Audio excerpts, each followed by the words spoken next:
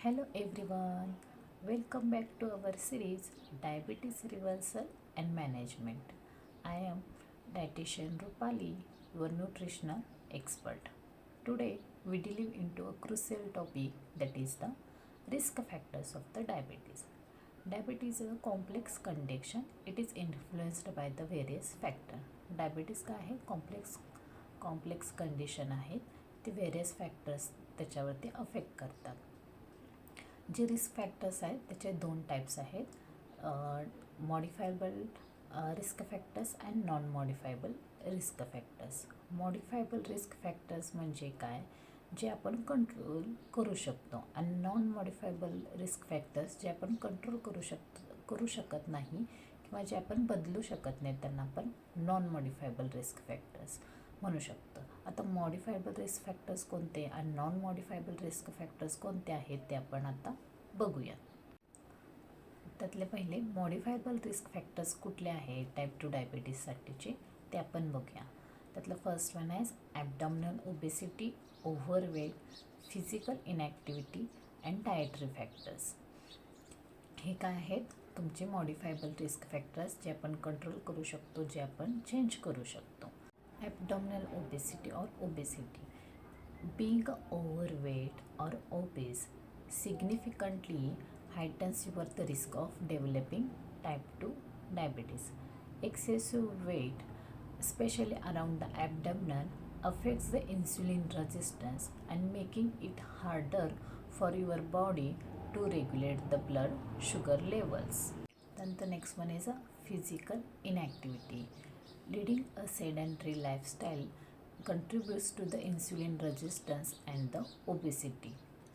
तर फिजिकल इनॅक्टिव्हिटी काय म्हणजे जर एखादा सेडेंटरी लाईफस्टाईल आहे त्याची, तर त्याच्यामध्ये डायबिटीस होण्याचे चान्सेस जास्त असतात. तर ते आपण चेंज करू शकतो. जर एखादं सेडेंटरी लाईफस्टाईल असेल तर कमी त्याची फिजिकल ॲक्टिव्हिटी लो असेल तर त्याला आपण शिफ्ट करू शकतो. मॉडरेट नंतर हाय फिजिकल ॲक्टिव्हिटी आपण त्याला शिफ्ट करू शकतो. त्याच्यामुळे त्याचं जे डायबिटीज आहे ते आपण कंट्रोल करू शकतो, प्रिव्हेंट करू शकतो, मॅनेज करू शकतो. त्यामुळे हा जो रिस्क फॅक्टर आहे तो आपण चेंज करू शकतो. Next one is dietary factors. This is also a modifiable factors. The food we consume directly impact our risk of the diabetes. A diet high in processed food, sugary beverages, refined carbohydrates and saturated fat increase the likelihood of the developing diabetes. जर extra fun carbohydrate असलेले sugary beverages हे आपण जास्त प्रमाणात घेतले तर diabetes होऊ शकतो. तर हे आपण कंट्रोल करू शकतो. आपण बॅलन्स डाएट घेऊ शकतो. त्याच्यामुळे आपण डायबिटीस आपला रिव्हर्स करू शकतो आणि मॅनेज करू शकतो. म्हणून हा काय आहे आपला मॉडिफायबल रिस्क फॅक्टर होतो. नेक्स्ट आहे ते waist circumference. Abdominal obesity, it is indicated by a larger waist circumference and it is associated with a higher risk of the diabetes. Men with a waist circumference over 40 inches and in a woman over 35 inches are at the risk of the diabetes. म्हणजे मेन्समध्ये जर 40 इंचेसपेक्षा जास्त आणि वुमेन्सचा 35 इंचेसपेक्षा जास्त जर waist circumference असेल then there is the increase the risk of the diabetes. त्याच्यानंतर next one आहे ते high blood pressure and cholesterol. Hypertension आणि high cholesterol levels are not only the risk factors of cardiovascular disease but also the risk factor of the diabetes. Elevated blood pressure and the cholesterol levels can damage the blood vessels and increase the insulin resistance. Now we discuss the non-modifiable risk factors. म्हणजे जे आपण control करू शकत नाहीत की जे आपण बदलू शकत नाही. त्याच्यामधले फर्स्ट वन आहे age. As we age our risk of developing diabetes increases. This is partly due to the change in the metabolism, decreased muscle mass and lifestyle factors accumulated over the years. जसं की age हा असा factor आहे की आधी कसं होतं 45 नंतर 45 नंतर डायबिटीस होण्याचे चान्सेस जास्त होते किंवा डायबिटीस झालेलं दिसून येत होता. पण हल्ली 30च्या वयामध्ये सुद्धा तुम्हाला डायबिटीस दिसून येतो. एज हा असा फॅक्टर आहे की जो आपण चेंज नाही करू शकत. त्याच्यामुळे ते काय आहे, नॉन मॉडिफायबल रिस्क फॅक्टर आहे. नंतर first degree relatives with diabetes.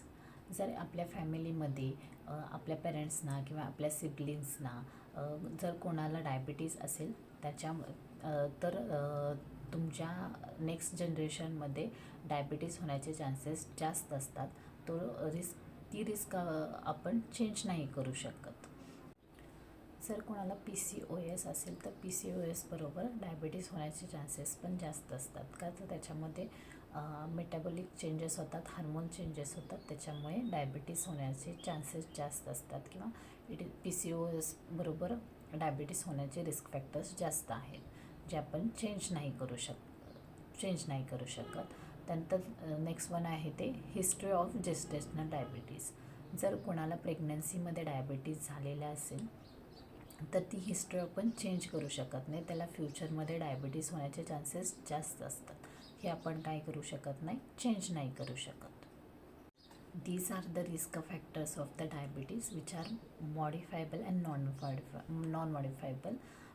मॉडिफायबल जे आपण चेंज करू शकतो, कंट्रोल करू शकतो, जे आपल्या हातामध्ये आहे ते आपण चेंज करू शकतो. आणि नॉन मॉडिफायबल फॅक्टर्स असे आहेत की जे आपण चेंज नाही करू शकत. So, by understanding these factors, you can take proactive steps to reduce your risk of diabetes and lead a healthier life.